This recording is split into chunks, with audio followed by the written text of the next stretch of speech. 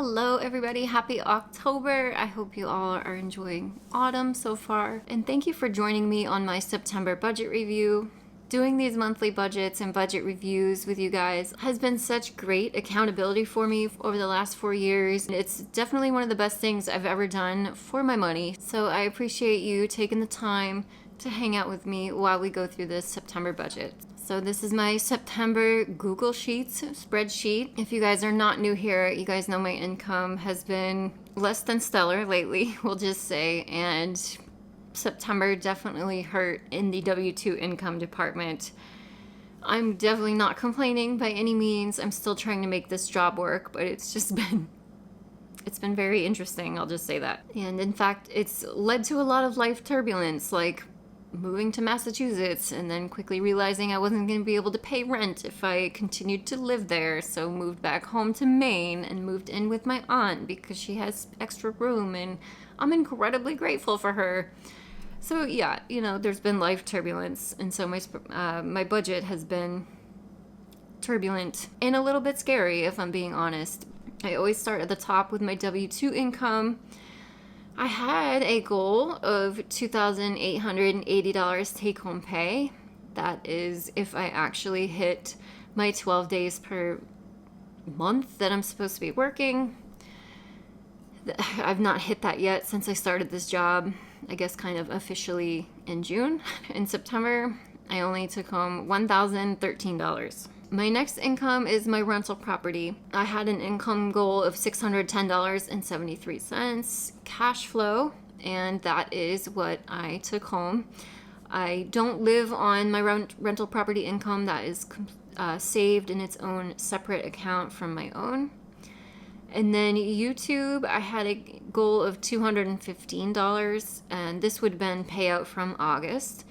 And the payout was actually $218.31. And then support, I have zero expectation ever of support, but you all are lovely people, and support from this month totaled $130. And as you can see, those came from Kathy and Carol. Thank you both.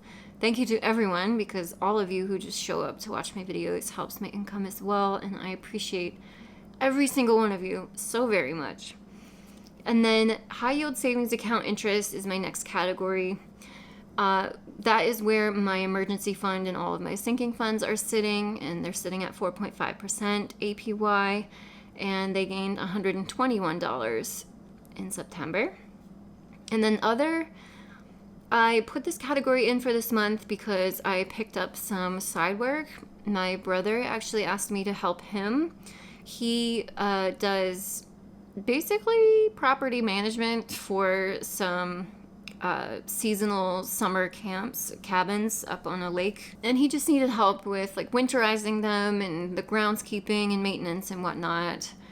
And the other thing that I picked up for side work is delivering groceries with Instacart, and I actually really enjoyed it, and to me it felt like really quick, easy cash, especially in just a few hours of your afternoon or evening. And so I'm definitely going to keep that up through the winter. But working for my brother and Instacart brought me $492.39. And you can see the breakdown from that. $192.39 from Instacart. And they only did it 2 afternoons. That is just 2 afternoons. Which is so cool to me. Anyway, yeah, so $2,586 total for the month. Not bad. It could have been a lot worse, and I'm very grateful for this extra work that I was able to pick up. And then rent. I am staying with my aunt because she's amazing, and I pay her $500 a month in rent. And then my health and dental insurance is $42.22 a month. And since I'm staying with my aunt, electricity, oh my god, I'm lying. Hold on, I'm lying. I forgot. I got that final bill from Massachusetts. Right, that apartment I had to move out of. I forgot I got the final electric bill, finally. And that was $47.97. However, gas, heat was 0. Internet is 0. And then Mohila is my student loan servicer. I have all federal student loans, and they're all with Mohila, and they're currently on administrative forbearance because of the SAVE program litigation. So that's a $0 payment right now. My gym membership is $67 a month. I have a Y membership. It's like the only gym around. And Netflix, $22.99.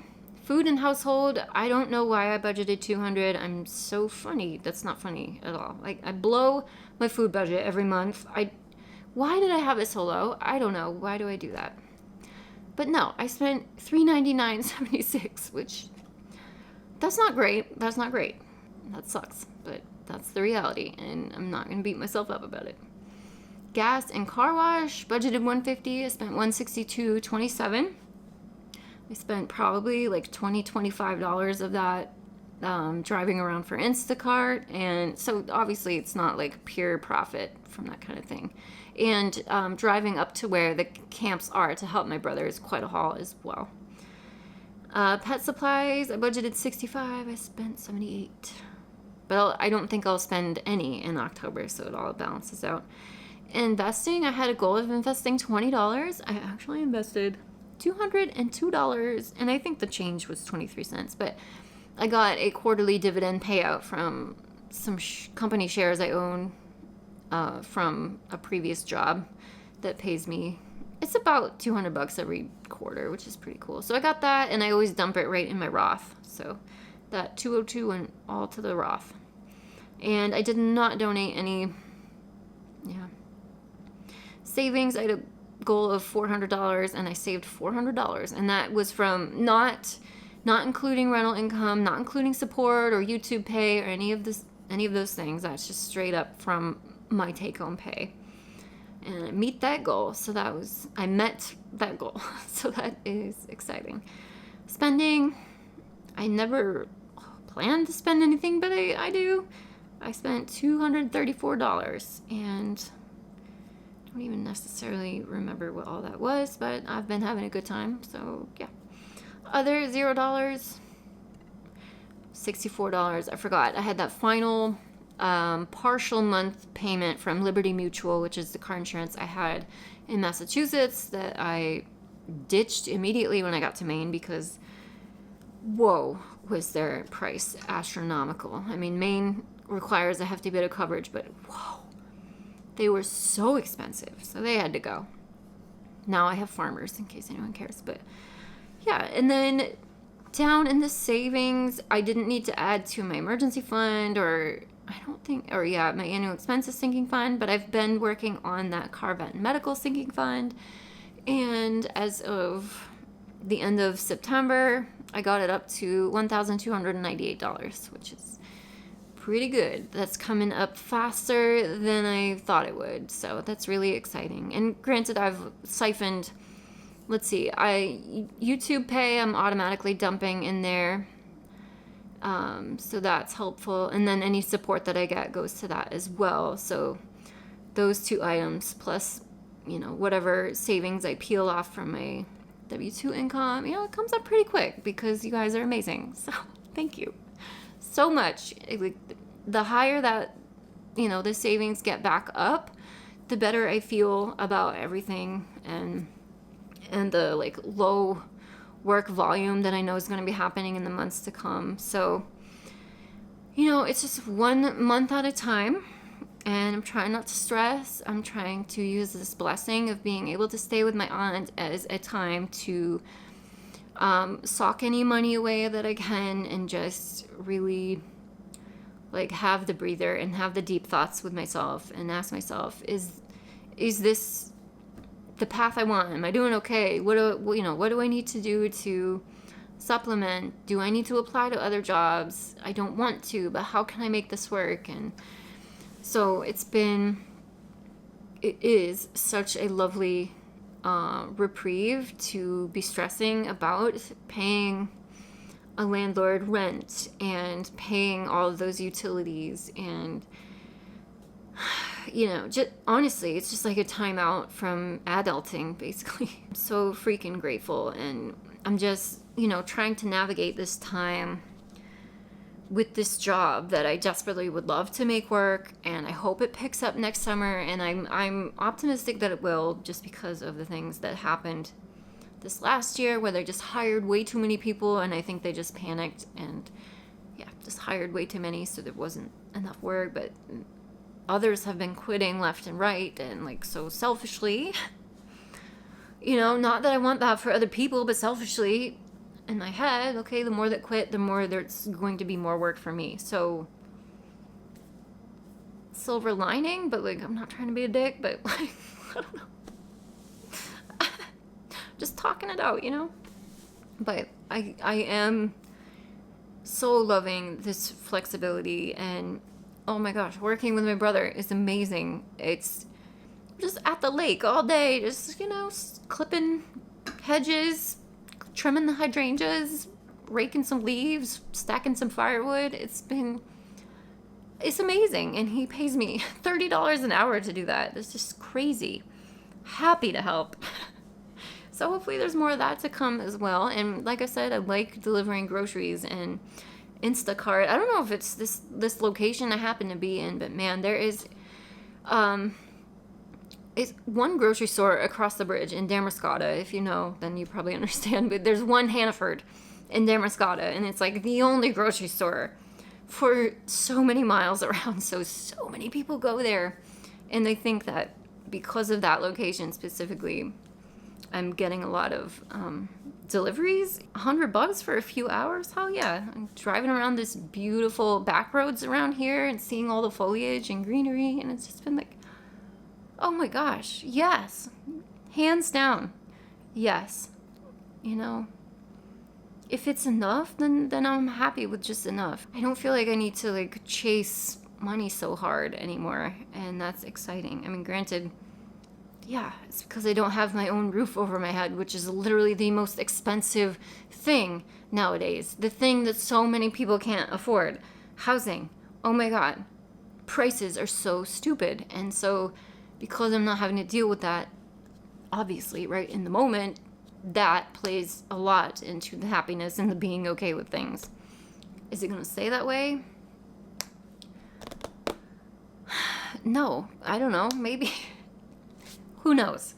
This is probably like a spin-off for a whole nother video, but I just like been thinking about my options lately, and no, I don't want to go find an apartment that costs a freaking arm and a leg, and probably wouldn't even approve me on this income I have right now anyway, since most of them say you have to prove that you have income greater than 3 times the rent, which obviously don't blame them. Certainly, like I would be a really risky tenant right now because of my income.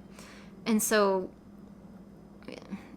that the apartment avenue doesn't quite make sense. And so the thing that makes most sense to me is figuring out a way to buy something of my own with the savings that I've had and the real estate money that I've had saved. And maybe it's time to start thinking about selling the rental property and using that money to buy myself the piece of land that I've been wanting, not that I have one specific in mind, but a piece of land. Like, that's all I want out of life right now, is like my own space, my own thing to call my own. If I could do that in a way that left me with either zero or an incredibly small monthly housing payment, I think that is the path that I want to go down. So I'm just exploring how to get down that path right now and be okay. Because if I end up with housing expenses pretty close to where I'm at now, $500 a month,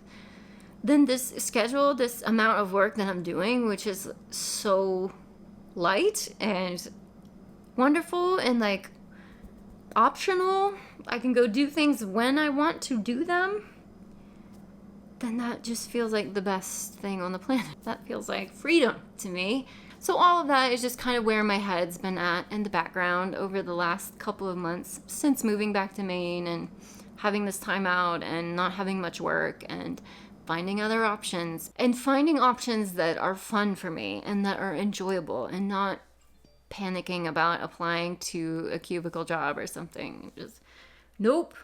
we're trying to go stress-free from here on out. Obviously, that's impossible, but minimum amount of stress we can. So that was my tangent for my September budget review. As you guys are watching this, I'm out at sea right now. Let's keep our fingers crossed for good weather. Thank you, please. I need that.